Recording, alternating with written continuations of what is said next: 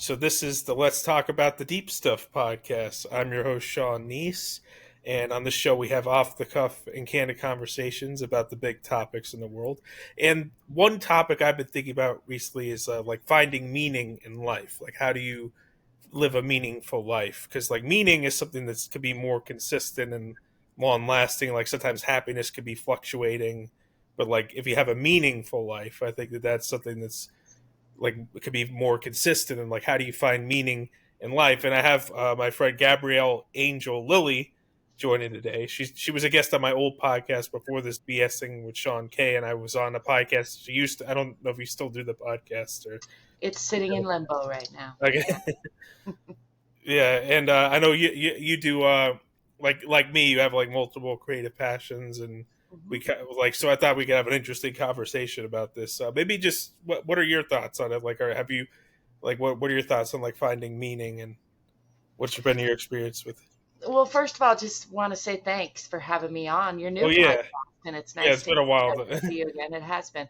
Um, and yeah, I have lots of thoughts. I think I mentioned to you that I recently got into a book by James Hollis called A Life of Meaning, and that just, I mean, very in line with what you just said, that I think meaningful is something that lasts, and I do think it's also, I think it's something that we're all looking for, that meaning of life, the meaning of life. Like it's a pretty chronic human condition and endeavor. And the reason I bring up that book is it was written by an older, prolific author. He's in his 80s now. And so I felt like he had a nice perspective. And he was a psychologist, I think, Jungian psychologist, and just articulated well a lot of the points about how we're always searching for meaning, and a meaningful life is really, I mean, to me, it's about being your authentic self. And my Yeah, podcast is called Authentic Action. So that kind of encapsulates my own personal philosophy, which is about taking those, like an active participation in your own authenticity. And a phrase that comes up for me a lot lately is it's a process, not a destination. So I think the same yeah. about the meaning of life. I don't know that there's one, definitive thing. It's more about that journey of discovering yourself, of being true to yourself, of making meaning in your life. Yeah, yeah, and the thing is, a successful life isn't always a meaningful life because you could be to have a successful life based on like other people's expectations. Like maybe your parents want you to take a certain path, and you're successful in that, and like maybe the people around you view you as successful, but you're not satisfied or happy because you're not doing anything you're passionate about. And like maybe if your whole thing is like not the is the destination, not the journey, then once you reach that goal, where's the meaning? It's like it has. I think there's more meaning if it's like it's a day to day thing, like you're constantly enjoying what you're doing and you keep Yeah. growing.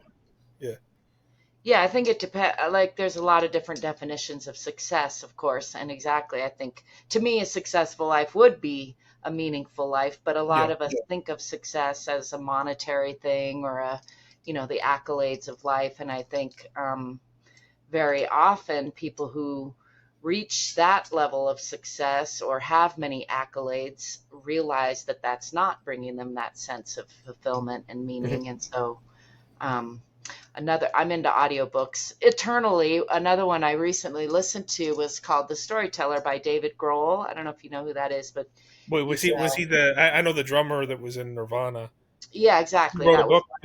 Okay, yeah, yeah, do highly recommend, called The Storyteller. And in that he talks about so many great both accolades, but really sort of demonstrates what we're talking about, of like how to make a meaningful life for yourself that's authentic to you. And I think many musicians and artists maybe do a better job than average of that. There's something about following your yeah. own heart, your own creative endeavors, that not everybody does, that does seem to lead to more of that feeling of meaningfulness. Yeah, it's like kind of enjoying the ride to get there, like like so getting successful doing what you love, but like enjoying like the ride there. So like once you get there, it's like that's not the end. Like that's just like a bonus that you're making money off it too. That Yeah, I think yeah, it's great when it all clicks together. And of course, people who have best-selling books are often the ones who've managed to do that. But I do think there's, part of what I was trying to do on my podcast, which I do hope to bring back, was talk to not just people who aren't famous or successful by, societal standards, but just anybody who feels like they're reaching more of that creative, like being authentic to themselves.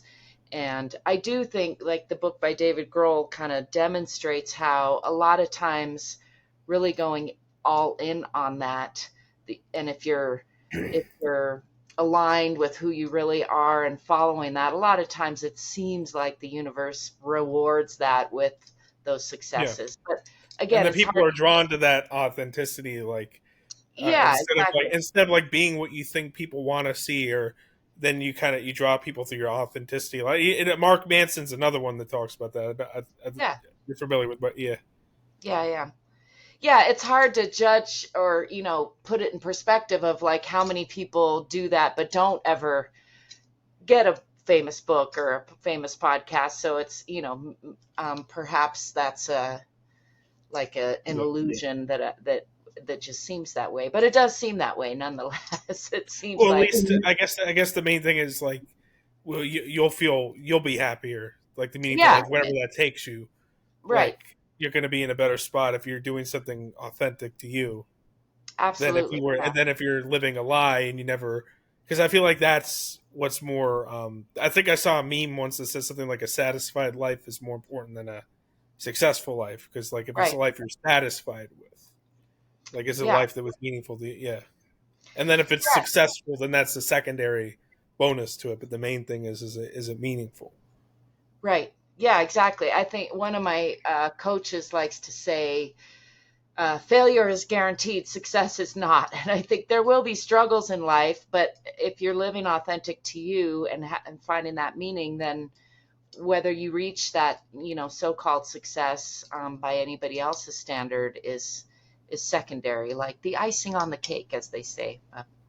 I do think that, like you were just saying, that people are drawn to people who are Yeah. authentically being themselves, and so more opportunities do tend to open up for people who do that. And do you think most people are kind of looking for meaning? I feel like that's like, or do you think like religion, spirituality kind of brings that for you? Like, I mean, I don't know. I forget. I remember. I think you're kind of like me, that you're like you believe in a higher power, but you're not like organized religion, kind of like I am. I guess. Kind of. Yeah, that's true. Yeah. Yeah, I do think we all like seem to. I mean, maybe I shouldn't say all, but it seems to be part of the human condition that Yeah. we are looking for um, some whatever is beyond what Yeah. what we can perceive. And I certainly do think there is. I mean, whether I look at it through a scientific lens or a spiritual lens or however I look at it, there's obviously a lot more going on than I'm able to perceive or take in. So.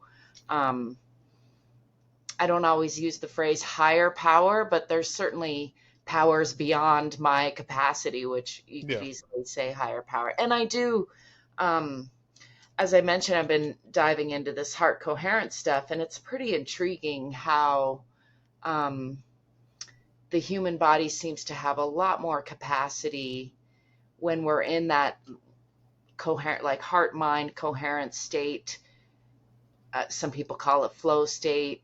I'm not sure they're Like exactly after the doing same thing. meditation, and when you're more present and you're more. Yeah, you're Yeah. you're really feeling that authentic side of Yeah. yourself, feeling with your heart. There does seem to be a lot more capacity to do things. It's tricky, as the Beastie Yeah. Boys like to Well, say. especially now, that's like what people are drawn to, is like authenticity. Like even when people are looking for like somebody that they think like is not just like a typical politician or whatever, and they think is speaking to the people. A lot common thing I hear them say is, "Oh, they're real." Yeah, Like that. That's when yeah, people trust people who are real. They don't trust people who are fake. You know, like right. It's a very interesting thing. I was just listening to Lex Friedman, one of my favorite podcasts, and they were talking about flaws and how attractive, like how people who get plastic surgery are trying to do away with those flaws, but it's often those very things Yeah. which make us attractive to each other. And there's something about that being human. I don't know. It's an And you intriguing don't thing. even know if somebody's going to see it as a flaw. Maybe that's what somebody is into too. Like, Yeah, exactly. you know, One person's flaw is another yeah, person's attractive characteristic. So, yeah, yeah. Yeah, I yeah. think, Oh, go go on. ahead. What were you saying? Yeah, Oh, I was just going to comment on, the AI factor in all of our worlds, which I've been working a lot with AI this year on like the back end. And it's just intriguing to think about how, again, what we want is a little bit of imperfection, like not too much, but hmm but when things are too perfect, it seems fake, and we don't, and I we're almost get as suspicious of close. people who seem too perfect. Like, what are they hiding? Like, Yeah, yeah, it doesn't seem yeah, authentic. So, yeah, um, yeah, and I think that's related to what we started off talking about, is this topic of meaning in life. Like, if we were all drones, all the same, yeah, however perfect, it would seem pretty meaningless. I think really that meaning comes from our diversity, our differences, and when we yeah. can, when we have differences and then we also find common ground, that somehow seems like the richest, part where we find meaning. Yeah, when I think of like everybody's different role is needed. Like, there's no better or worse. It's just different. Like, if everybody was the star athlete, then who would be like the artist, or who would Right. or if everybody was doing like something else, like who would be the like the healthcare workers, like who would Yeah. go, like there's different people, there's different things that are needed, and that's why there's different kinds of people. You know? Yeah, there's something about, you mentioned like star athlete, and like, imagine if everyone was a star athlete, that would be meaningless, right? There's Yeah, only a star athlete and because that there some would be people nothing special aren't. about being a star athlete. Like Exactly. And we'd all be Michael Jordan. yeah, it wouldn't mean anything. And I think I have friends, younger friends, who have mentioned, like, perhaps we're going to do away with death, and to bring that to, like, But one would of the that more take away extreme meaning? Is life examples. more meaningful because of its Exactly. impermanence? I Yeah. really do think that a lot of our meaning comes from the temporary nature of things. So Mhm. when you know that something is the last time or the only time or the first time, that's somehow what seems to give things the meaning that they have. Well, that's what I always thought was interesting, is like difference between like Eastern and Western spirituality. Like, I feel like a lot of the East is more like seeing a beauty in impermanence, and a lot of the like the Western religions more like, oh, finding life after death, like eternity, and like some like Buddhism and everything's like, oh, about like the beauty in impermanence, like that Hmm. is, things aren't permanent, and like the detached, being detached, and like and Taoism is like kind of like the flow of everything and all that too. Hmm. I like the term both and has come up for me a lot lately, and it occurs to me in the comparing the Eastern and Western to overgeneralized kind of religions. I do think of it like both and. There's both. There's this Yeah. eternal quality to life that seems to be ongoing. That's part of what I derive meaning from. And then there's this temporal, temporary, ever changing aspect, which also seems to give things meaning for me. So, Yeah, well, and also the Eastern, the Western, like Christianity, technically came from the East too, originally yeah, too. yeah, So it's all part of the same thing yeah, ultimately. I, yeah, I'm I have the yin yang symbol tattooed on my body a couple times because I definitely resonate with that idea of, like, well, from one comes its opposite. And and that um, that could relate to what you were saying before, like how like everybody can't be the same. Like, it's about the balance of, it's all about the flow of everything, is like the balance of opposites, and hmm. like how everything, you can't have the yin without the yang, basically. Yeah, yeah. And at the height of one is the seed of its opposite. So it's not only can you not have one without the other, but one turns into the other at its own extreme. It's fascinating, at least to my human brain. I mean, Yeah. I think I could very well have it all wrong. That's just my perception. And what do you think? What brings meaning to your life? I guess we'll make it more of like a, like, just to speak from your personal experience, I guess. Yeah, that's a good question.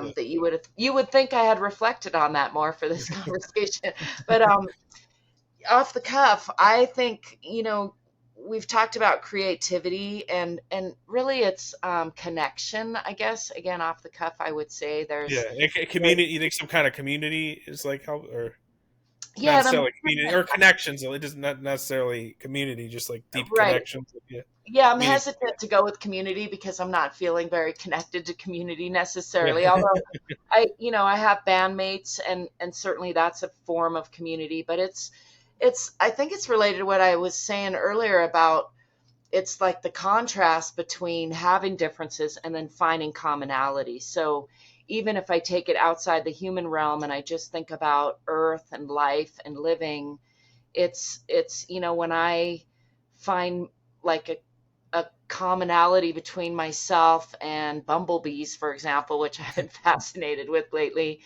like that we're both part of this bigger picture of life, that gives me that sense of meaning. And that too is related to being, it like kind of reflects back on that authenticity part of like a bumblebee is doing its bumblebee thing, I'm doing my human thing. yeah, There's something very beautiful about that that gives me that sense of meaning. um, yeah, there's a lot of lenses I could look at that, at meaning through and come up with different answers. But yeah. Well, and I was thinking because like before initially I said like how meaning could be more long lasting than happiness, but like I think that if we were happy all the time, that wouldn't would there really be a meaning in that, or just like struggle or like bad times kind of give meaning to the better times, and also for like art, like a lot of art comes out of like the darkness and everything too. So yeah, yeah, yeah, and on that same kind of line of thinking, meaning is also in flux or in process. Like if everything was equally meaningful all the time, again, it would sort of lose meaning. I think the meaning yeah. comes from that Because some things contrast are in a not way. meaning. Yeah, And I mean, I could through one lens just say it's just a made up thing that it's a yeah. human. Like I say Yeah, of a lot of things.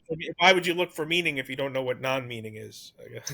Right, right. I mean, perhaps meaning is just a human construct that comes from the meaningless of it all and Yeah. us trying to make up, So do some you think? kind of I guess you story think about there's it. no. Do you think there's no universal meaning, or do you believe in a universal meaning, or do you think humans make their own meaning and like there is no Yeah, meaning? that's a good question. I think that's sort of like the million-dollar question, so to speak, that so many religions are trying to get at, that I don't have an answer. I have sort of one would call a spiritual practice, which is of course ever evolving, but part of it currently involves me writing like a release of fears and resentments. And I do that to what I call the great mystery. So I like that idea of there's always something beyond my capacity to Yeah, find the meaning in. That's part of what drives me forward, searching for that meaning in a way, which I find intriguing. But so I guess, I mean, that's probably why I fall more on what we would call the Eastern side of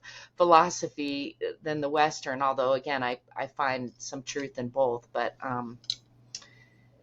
I don't know that there's one definitive answer or one definitive God or something like that, other than life itself. And even that, I think, is sort of constantly in question to my perception, I guess, especially yeah, with AI on the horizon or in the picture now. It's given me a lot to ponder about that very thing. So yeah. And I guess it's kind of like what would we that kind of everything that people most things that people do like to contribute to the world or have to do with their search for like meaning. What is their purpose in life? yeah, and I think, I mean, if I were to step back and look at it through a bigger life lens, I would say life wants to propagate itself. It wants to keep the story going. It wants to, keep being alive. And Yeah, so, like even after this universe is gone, there'll be a new universe, and then there'll be blue people talking on a podcast. yeah, or I don't know, maybe we're gonna go to a Yeah, silicone body that is completely different from every way that we've defined life as we currently know it. I mean, I yeah, I see that in the realm of possibility lately. So yeah, I don't know, and I enjoy that I don't know all of it. Like I enjoy looking for the answer, yeah. but I also it brings me a sense of comfort that that there's always more to discover and always a part of it that I don't know. For me, I guess that does bring some weird sense of meaning, even though, Yeah, because like meaning is a daily thing. It's because if you just make it all about the, oh, one day I'm going to be the rock star, one day I'm going to be the rock star, then you're missing out on the journey to there. And then when you become the rock star, okay, then what? I'm already there. yeah, you get to Like, the yeah, top of the mountain and then you're like, oh, I got to go down the mountain and find another yeah, mountain to climb. And I yeah. If think, you make the journey just like the making the music, and then you became the rock star through making the music, then that's just like another bonus in the journey, kind of. right. Yeah. Yeah, Yeah. So, yeah, I like the word curiosity, which reminds me of kind of what I'm saying yeah. of like, to me, perhaps part of my meaning making is just that being curious, Like looking. always learning new things, always like some people get to a point where they think they know it all, kind of like, and then they stop growing, they stop learning. But like it's always good to be open to being wrong, or like being okay with being proven wrong, or that you don't know everything. Like, Yeah, it can be yeah, delightful actually. And I think I have a phrase that I repeat often, which is, when you're sure you're right, you're probably wrong. Like the more sure you are that you're absolutely right, the more likely it becomes that you're probably wrong, in my yeah, experience. So I do try to, on the other hand, I'm constantly trying to figure out what's right and trying to figure out yeah, the answer. But I like that I don't really feel like there's one definitive answer.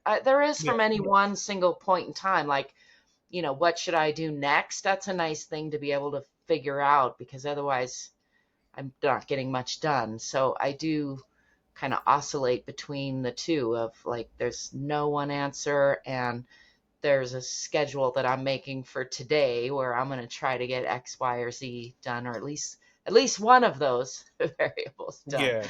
Yeah. Well, constant learning and like constant improvement too, like always growing and like learning and Yeah. And I yeah, think it's great to have goals and great to have hypotheses and great to have,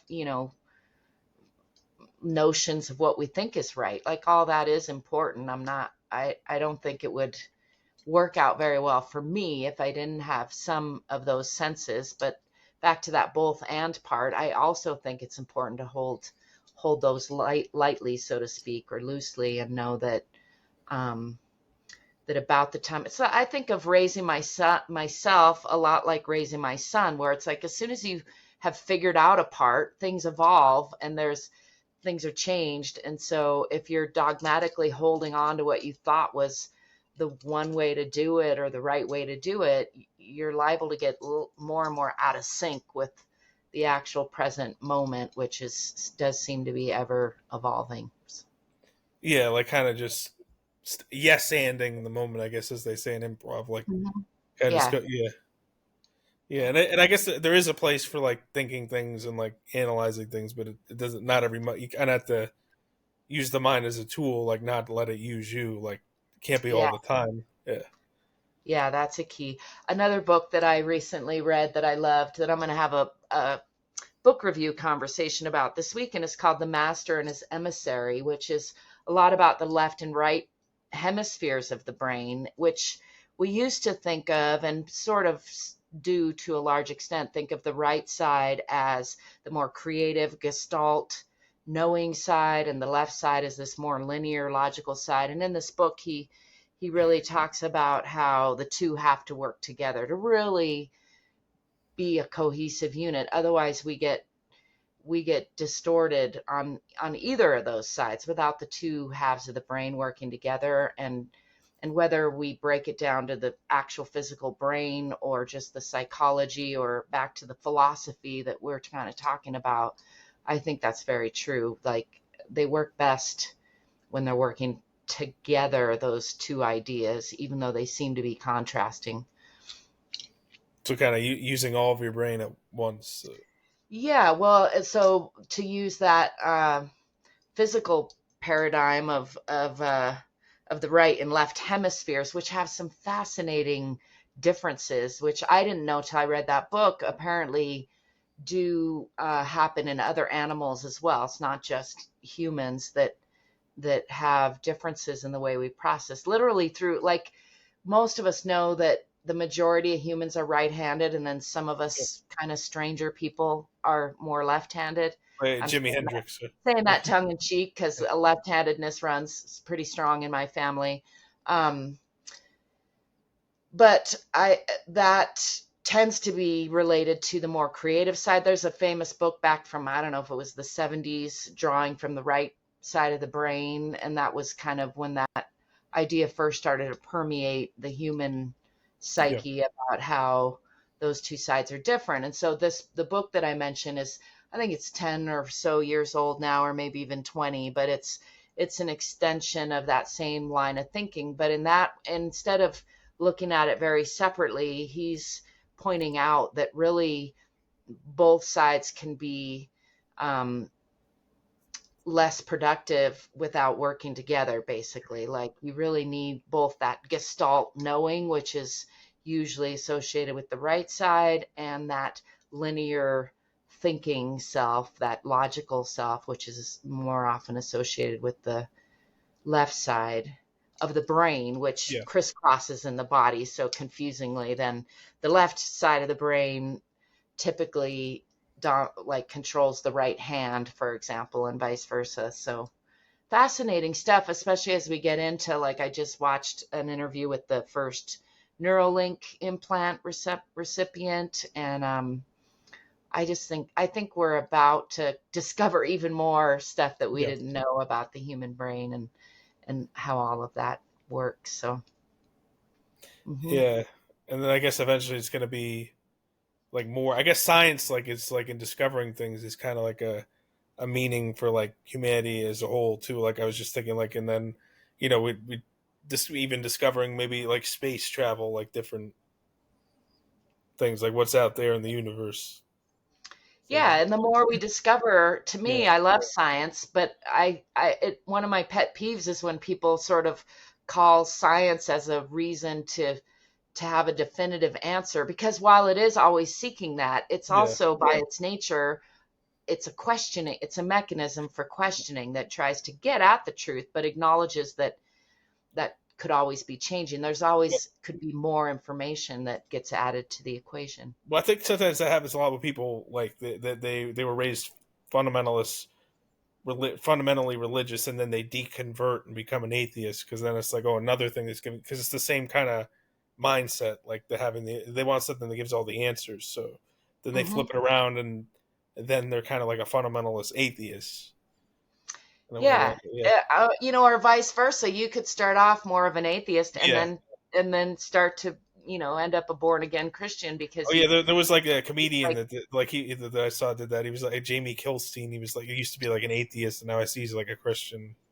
yeah. That happened. Yeah, Yeah, and I do think it's just sort of part, to me, it seems like part of human nature to be questing, looking for more answers. And it's like there's always a lot more that we don't know than we do know. So yeah. Well, and if you sometimes start not at having the answers is like scary to people, I guess. But to me, like the, the questions kind of give the meaning to life. Like we're always discovering. I think if we have all the answers, then it's not as interesting. Like I was just thinking, for some reason, I just thought of it, the book that keep it. I know that's like on the surface is not totally connected to this, but like yeah, because been I a lot. remember I did read I that. remember like it was kind of a mystery what it is. Right. The clown demon guy, but then I remember Stephen King gave like a whole explanation of like that it's like some extraterrestrial connected to this weird thing, but then it's like, oh, that's what it is. So it's like now we know what it is. So like there's nothing Yeah, game over, serious right? about it. Then it's like, what's the point of looking anymore? Yeah. I don't know. It's fascinating to think about. And there's some people talking about how maybe we're in a simulation and all that, like maybe it is. I Yeah, mentioned game over, and perhaps, again, but I then can't see it, but it's possible that there is yeah. like some bigger meaning that I'm just not able to fathom from this See, but then if position. we knew everything, that would kind of take all the. Then it'd be like, oh, we know. So it's Yeah, like, I think it's yeah, like the idea of nanobots or, things that can influence our brain. I think one of the reasons it's scary to people is we do not like the thought of not being able to discover, not being able to, have free will, choose for ourselves. And whether or not we do or not, I think it's much more enjoyable to at least pretend like we do, even if we don't, you know. And personally, I think, I mean, I'm gonna continue, at least for now, pretending like we do, because it seems like the better option. Yeah. Well, I think it'd be hard for there to be like there probably isn't an actual like definitive answer to everything because maybe everything is more like complex. Like maybe there's more because like I think like that's why like when people try to put God into like this humanoid thing, like almost like God's a person that just has these rigid thoughts, like no, you can't do that. That's a sin. No, you can't do that. That's a sin. No, you can't. Like to me, like an all-knowing being, I don't think would be thinking that small or like thinking that they're making it too much like a human. Because I Right. feel like the God and stuff would be kind of something that wouldn't be easy to put into words. And I think what and I've said this in other episodes that I think that what the religions are kind of like metaphors that kind of point to what the divine is, but they're not literal. Like that's how the mystics look at it. Like the Kabbalists take the Bible, like the Torah, they don't look at it as like literal fact.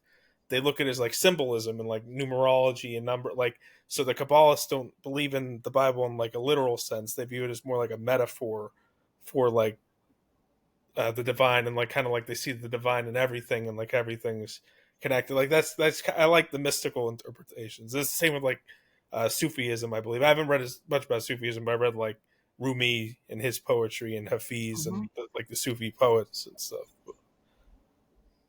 Yeah, that's how I think of it too. I think they're great. I think of them as parables in most of the religious books, and if I take them that way, they're really valuable. And if I try to take them literally, they kind of fall apart for me. But Yeah, yeah, I think it was Alan Watts who talks about, like, way back in the 70s or 80s, like if there was a God being, like often gets described, that was all knowing, wouldn't they eventually create like a mystery button where, like, surprise me? Like it might, might get boring eventually. And I think about, like, the idea of living in a simulation is a very similar idea of, like, if there's some sort of programmer, then what's beyond that? Like immediately the mind goes to, like, there's still an yeah. Who unanswered programmed question. the programmer? I guess. Yeah, exactly. Where they live, or what motivated them to, create the Yeah, program. It goes on and on to me, and yeah.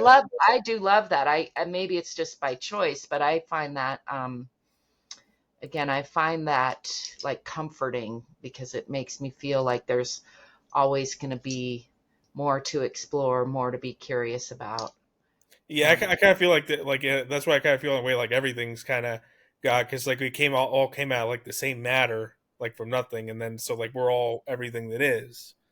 Um, mhm. and then even in the Bible, like you can look at the beginning of the Bible, even like a mystical way that like God made man in His own image.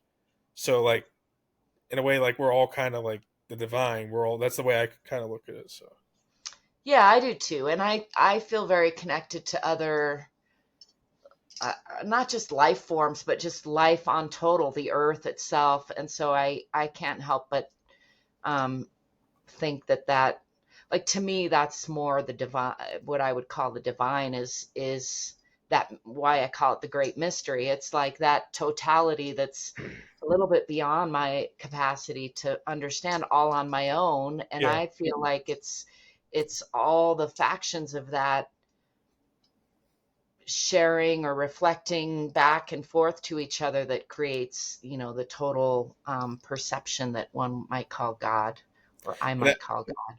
yeah, and I guess that like not understanding is scary to some people because I guess that's so. I guess that's why some people want like a religion or something that gives them all the answers or Yeah, science all I the do think that can be comforting as well. And I understand,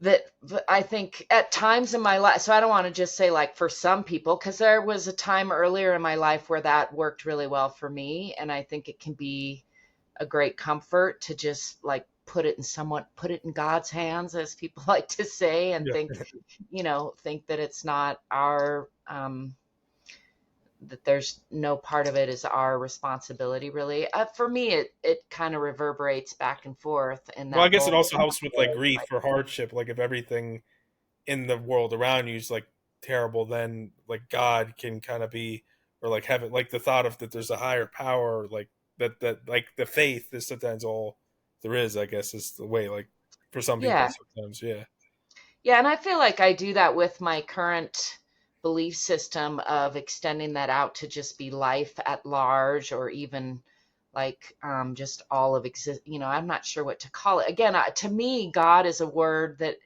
is like a placeholder for that which cannot be described with words. So it's like yeah, it's bigger than any description I can give it. It to my current understanding, but it's fun to try anyway.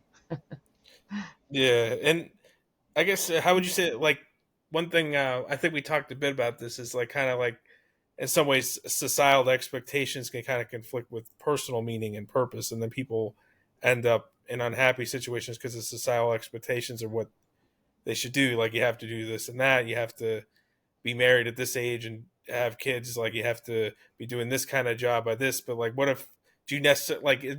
Maybe everybody's path's different. Like maybe not everybody needs that to be happy. Like at the or the and like it's like maybe that kind of takes away from finding the meaning and purpose sometimes.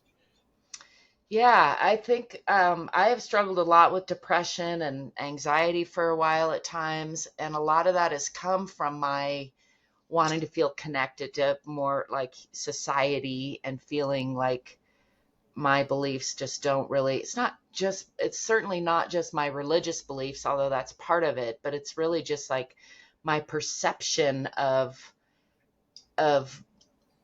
what makes a good life, maybe. I'm not even sure how to put Yeah. it into words, but I But find a I guess lot. it's more probably more the religion's probably more prevalent. Like I guess like where you are, right? Like because I mean I'm in New Jersey, so I get like the New York area. You're I forget what I'm in New Mexico, yeah. New Mexico. And Yeah. I don't know if it's more prevalent. We have more space out here, so it might Oh, be okay. less prevalent, in a way. But I don't I've lived a fairly like unconventional life most of the time, and of course it's conventional in other ways, but I have managed, like I didn't have a television a lot of my childhood. I still right now I don't hardly ever watch TV. So I feel fairly removed from a lot of those pressures, I would say, that come from just the human mind. I think we are communal community kind of beings, and so we like to feel like we belong. We like to feel connected to a community. Yeah. And I walk around my neighborhood regularly for exercise partly, but also I call it my belonging walk, where I really do just remind myself that I'm connected to my environment. But I do that in a broader sense because I frequently feel disconnected from even my neighbors, like a lot, Hmm. not all of them, but a lot of them. Like it's a strange kind of practice where it depends on how I look at it, where it can make me feel, you know, unattached and not part of the community, or it can make me feel very much like I belong. A phrase comes to mind from one of my favorite authors, Brene Brown, who in her book Atlas of the Heart talks about the difference between belonging and fitting in. And I Yeah. think that's a great way of looking at it when we're So like trying to fit belonging is like in. these are people that you're really belong with, and fitting in is where you have to kind of mold yourself to fit those people. Yeah, and belonging is something we all just naturally do and have, just by way of that we're part of this life and that we're here. Wherever you are, you belong there because clearly that's where you are, Yeah. and you exist.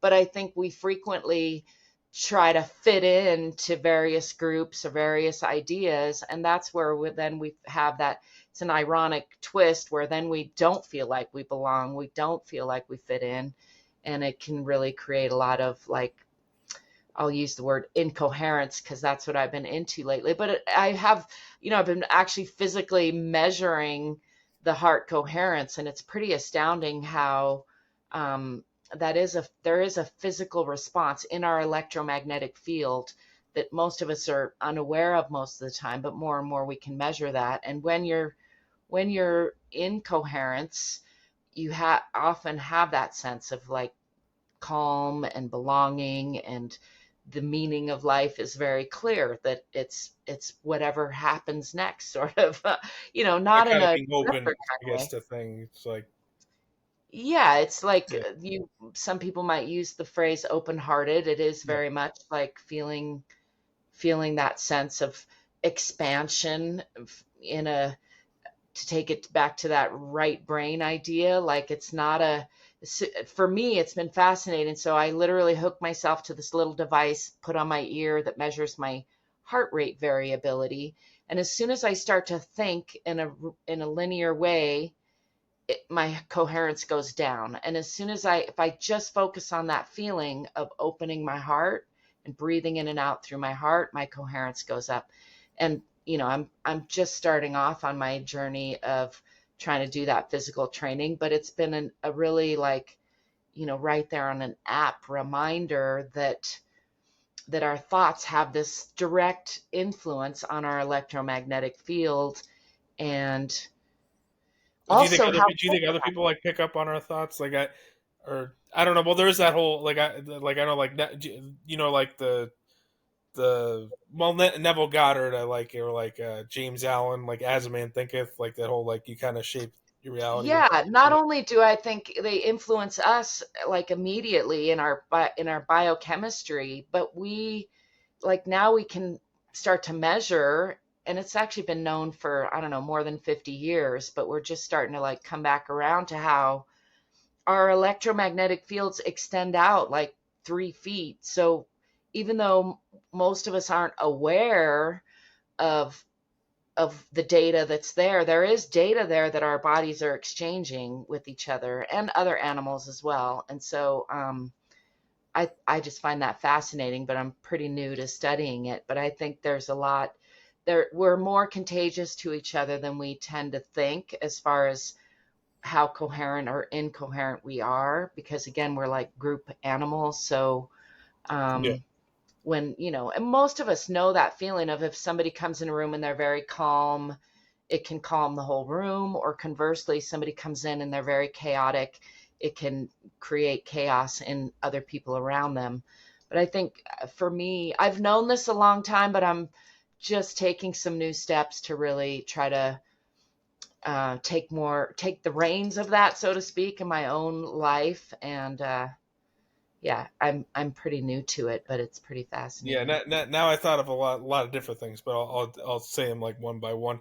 One of them is that like when people are looking, sometimes when people go against the current because like they don't agree with like the norms of society, then they'll go to like a subculture, like, oh, the metalheads or the punks, but then they feel like they belong there. But then ironically, then that becomes kind of like, oh, we got to conform. Like I still like metal and punk, but I remember like back in the day, like certain metal show, depending on like what area was, because like there's some metal shows where like the people are cool and it's just like, oh, they're into the music, but then there's some cases, there's ones where like people just got to be like, I gotta show I'm the tough guy, like that, Yeah, like, oh, you like start a fight over something stupid, like, hey, you spilled beer on me, you fuck, hey, I'm gonna really get in a fist fight because you spilled this little bit of beer on me, like just fighting over stupid shit like that to prove like do you have to be that to like the like you don't have to be metal. You could just like enjoy the music. Like why do you get like or you don't have to or like punk, like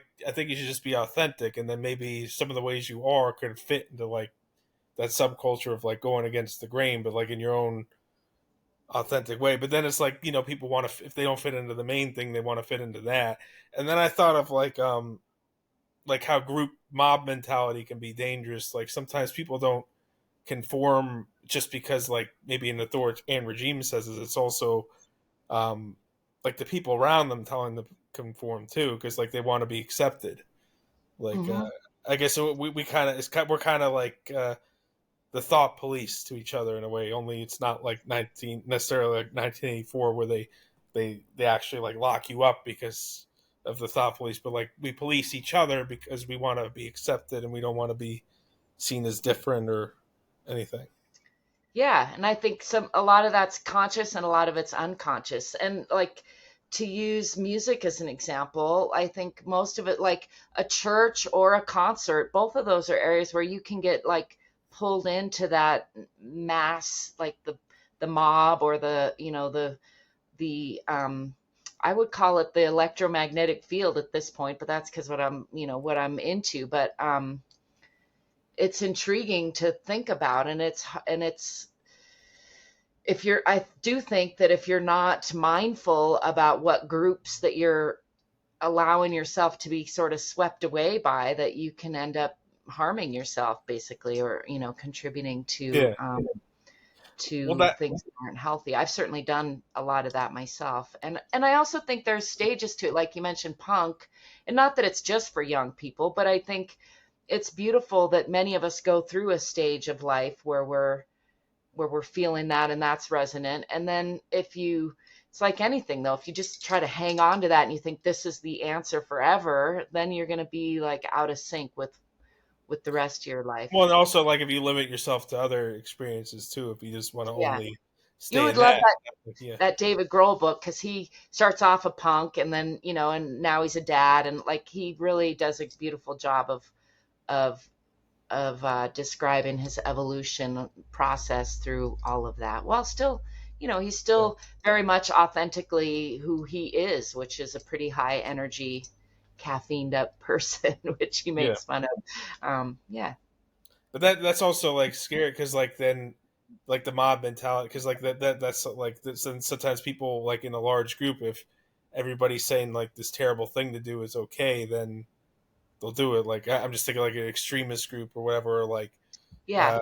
yeah, I don't even know that it has to be extremist group. I would argue that our current part of what has led me to a lot of depression and anxiety um, is our current state seems to be, and to bring it to that left right brain thing, like it seems to be very much stuck more on that left-handed side, where there's this logic linear side, which is not respecting or appreciating the right side. And some people would break that down to masculine and feminine as well. There seems to be, and maybe it's just my perception, it's really hard to know, but it seems like things are a little out of balance in that regard a lot of the time. or And like that, people aren't being empathetic, I guess. Or yeah, or just not as creative as we could be, yeah, not as, yeah, I mean, we could, some people call it the patriarchy, and, like yeah. disrespecting women. And I Well, don't really if you're think pure of it that way logic, most of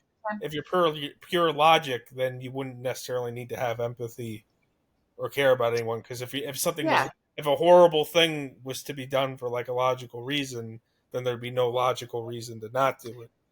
Like because right. But the folly or the fallacy of that is that you're missing, like half the actual picture, is what I think is the actual truth. Like, again, I think it takes, ideally, and I do like to think of it in masculine and feminine in that regard, like the yeah, way the that yin and we're the yang. built, the two come together and make a beautiful whole, and either side on its own can be beautiful, but is even You need a bit like you need some stronger logic together. and like I guess pragmatism or but Yeah. not it can't be all that. You gotta Yeah, and I do think that our current Western society is largely um, founded on more of that linear thinking, and it's gotten us to amazing places. Like, I'm not, I love jets and big trucks and a lot of the things that it's brought us. Language, there's a lot yeah of greatness to it. And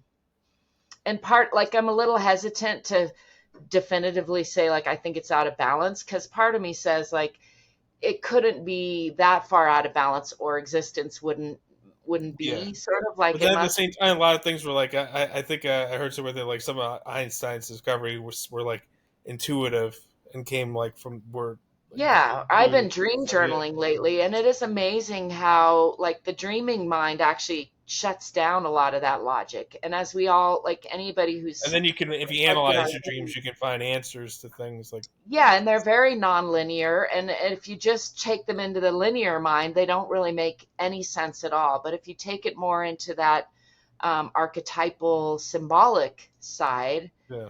they can make a lot of sense. And I I think noticed that with like some. It's a little off topic, but I noticed that with like some when I watch some like Japanese cinema. I noticed like there's a little more like going.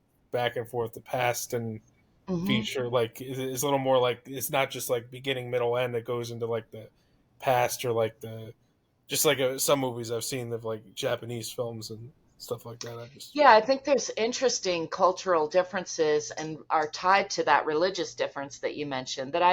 I've only lived in the Western world, and I've, studied some of the Eastern world. I've been fascinated by it, but I really don't um, feel qualified to speak to it, other than I've noticed that there's interesting differences there, and that our what we call the Western world tends to be very much, seems to be more on that linear left yeah. brain side, and what we call And then the Eastern that's world. the way like people sometimes take religion in a more literal way too, rather than looking at Hmm. it in like a mystical way, like the mystics did. Yeah. Yes, it's all great stuff to ponder, isn't it? Yeah, We could ponder it all whole lifetime. yeah. Well, but I think we got a good amount, at least for people to think about. And you could reach out on social media. Let's talk about the deep stuff about your thoughts about our what the conversation. If what your thoughts are on finding meaning in life and what's given you meaning in life. And do you have anything you want to plug or any final thoughts you want to say? Oh, I'm working on a book called The Shift, which Nice. I've been editing for over a year, but I'm really hoping it will come out. And it's kind of diving into some of this, some of these same ideas about how to take the reins of your own life, and is related to my answer to your original question. What brings me meaning in life is to be my authentic self, and to be curious, and trying to, continue to explore and expand my perception. So yeah, I thank you again for having me on and having this conversation. I think it's a great thing to deep dive into, and Oh I yeah, would love to see other people's comments on it and other people's thoughts about it. So yeah, great topic. yeah. And this podcast gave meaning too. Like these when I have these conversations on the podcast and stuff, it gives meaning to, or like the different people I interview and stuff. Hmm. So yeah, they're Yeah. like in all my other creative outlets too. But Yeah, I'm looking forward to, you remember that I started my podcast after you inspired me with your other podcast. And mine has been just sort of I still pay the monthly fee to keep it alive, but I have not posted an interview in over 2 years, I think. And I'm hoping to use the momentum from our conversation today to get the Authentic Action podcast back. I may change the name, I'm not sure yet, yes. but yeah, Yeah, I like I went through like kind of a rebirth with the show. Like this one's a little more focused on like the deep. So well, I had a bit yeah, of that with the BSing, but I feel like this is more like it has a theme kind of. uh-huh. I like it. I like it. Yeah, that David Grohl book, toward the end, he says, "Fuck the box," and I thought of you when I was listening to Nice. that part of the book, because he used to say people out of He who live out of narrates the it. I box. have Audible like subscription now, so maybe I'll get. Yeah, check that out. It's on Yeah, and Audible, the and other he's one you mentioned, great it was storyteller. recorded in here. I'm on Audible, and I go through like one or three books a week, Yeah, so there's lots of them top of mind. But yeah, I think authenticity, and I, like you, I love having deep conversations with people and just getting to know people's perspective. To me, that's part of what brings meaning to my life, is that meeting of the mind, so to speak, or that reflecting on where we have commonality, even yeah, from our different positions. So I love that. Love that you're still podcasting, and I'm really grateful that you asked me to have this conversation. So oh thank you. yeah, no problem. Yeah, and it's good to get backing into the podcasting too. And I'm going to try to get back to doing this every week. If you want to keep updated for future episodes, uh, you can subscribe to me on Spotify, iTunes, or wherever you get your podcasts. On social media, let's talk about the deep stuff. And that's about it for this episode. I'll catch you on the next one.